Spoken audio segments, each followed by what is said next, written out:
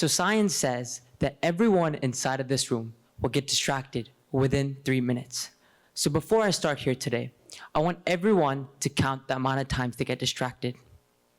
Is everyone still here? Did I already lose someone? Anyways, I will talk about one of the biggest issues we face: distractions. Distraction is your phone constantly pinging when you have work to do. Distraction is that drilling noise coming from your neighbor's house when you're cramming for the test the night before. Distraction is that cute animal video that keeps popping up on your browser when you have that 4,000-word essay due.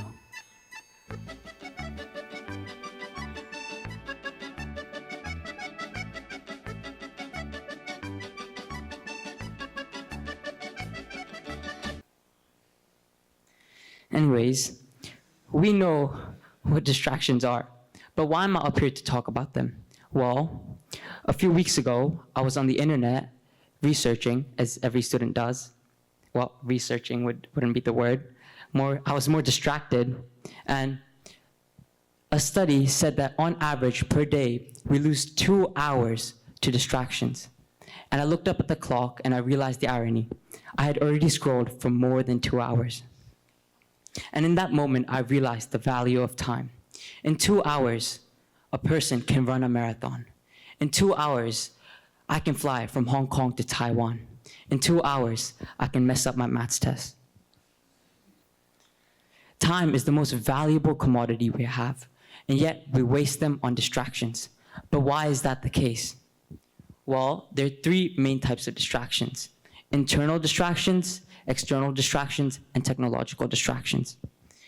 External distractions are distractions that are from outside of us. They are that drilling noise coming from your neighbor's house or your little brother crying in the living room. Internal distractions are our own thoughts and emotions that originate from within us. It might be a thought such as, what's the point of life? Or if she likes me back. Technological distractions are the most prominent types of distractions. It's when you go watch a 10-second video, and in the next moment, you're 30 minutes deep into YouTube videos. Nowadays, our brains are so used to stimuli. We get stimuli from everything. We get stimuli from social media, from information overload, and technology, which means that when we have to focus on a task, we're unable to do so and get distracted by things around us. We consistently face stimuli. Everything we watch, everything we do has stimuli. So when we have an uninteresting task to do, we can't do it. Our brains are no longer used to being bored. We are constantly thirsting for stimuli, and we don't end up doing any of the work. I'm sure you guys know what reels or shorts are. They're videos that last between 5 to 90 seconds. But often we end up spending hours of our time on these videos. But why is that the case? Well, these videos provide us with little hits of dopamine that give pleasure to the brain. To our brain, the slow process of completing work cannot match the instant gratification received from watching these short-form videos. So, our brain thirsts and goes to these videos to receive that gratification. Over time, this becomes an addiction that we do for hours a day. But it doesn't just end here, though. What exacerbates this issue further and creates extended periods of distraction is the resultant feeling of guilt and stress from being distracted itself. The overwhelming feeling of stress and the loss of control over our actions and mind results in us feeling overwhelmed. Along with the deadlines that we have to finish, everybody has to do, we end up feeling impossibly hopeless to achieve these deadlines.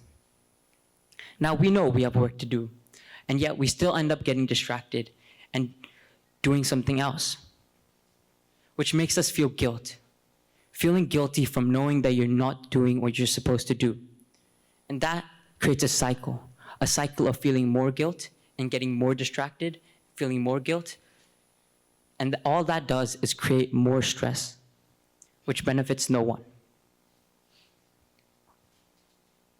So ultimately, distractions prevent us from doing work. The worst thing about distractions is that when we are distracted, we are neither happy nor fulfilled. At the end of the day, we might be really tired from doing work, and no work has been done. And that's when time is truly wasted. When we do work, but we don't do any work, and we're still tired. But on the other hand, working attentively has a lot of benefits. When you work attentively, you can get work done faster. So at the end of the day, you have more time to do what you like, such as going for a walk or reading a book. Additionally, when you work attentively, you can reach your maximum potential. Look, Rome wasn't built in a day, and neither will you reach your potential. So, if you can work hours at a time, consistently, attentively, you can help reach your potential. Furthermore, a really underlooked benefit of working attentively is it helps build self-discipline. It helps cultivate the self-discipline required to reduce being distracted and improve impulses. The impulse to go on your phone and scroll for hours at a time, helping us in the long run. Now, we know that we get distracted, but not everyone knows how to defeat distractions. Well, for internal distractions, there is a simple method that I use, and it's called meditation. When you focus on your breathing, it helps clear your mind from all the thoughts that you might have, the stress and all the deadlines that you have to finish. It helps you clear your mind and helps you focus and work. For external distractions, we might not be totally able to get rid of them. They might be that drilling noise, so you have to prevent them from affecting your concentration as much as possible. Of course, having a quiet study space would really help, but we live in Hong Kong, so everyone doesn't have the same amount of space to dedicate to a study room. So an alternative is having a good pair of noise cancellation headphones, which help you from preventing all the external sound from affecting you from working. And finally, the most prominent type of distraction we have are technological distractions. And how we solve them is going for the source, where they come from. And so a method that works for me and is proven is to put your phone into airplane mode, or turning it off and leaving it in your living room where you can't easily access it. But why is that? Well, your phones have notifications, and those notifications are usually much more interesting than whatever you're doing. So as normal human nature, we want to go click into those notifications and get that little hit of dopamine, which is better than whatever you're doing. But putting your phone away where you can't easily access it prevents you from doing that. That's why that's the best fix for technological distractions. But that's not all. We also have to gain our mind. We have to rework our mind to be able to focus and reduce the stimuli that's on it. Nowadays, our minds face constant stimuli from all types of different things. So if we want to be able to focus for long periods of time, we have to reduce the amount of stimuli that's on our brain. In other words, we have to be bored. But I'm not saying you should stay home all day and do nothing, because that's not feasible. What I'm suggesting is, if you're going home on the MTR, don't use your phone or don't listen to music, because that provides you with the stimuli and makes you feel happy for the short period, but it doesn't benefit you. Or if you're at the dentist appointment, wait patiently for your turn instead of scrolling on your mobile phone or watching the animal video, because it won't help you.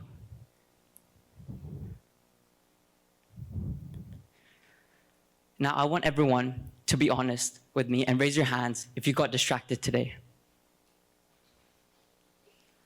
Wow, I'm so boring. But that's fine. As long as you picked up on the bits that are required, I hope you won't get distracted next time or the next TED Talk that we have. Sorry. Thank you for coming to my TED Talk today. I hope you guys have a wonderful day.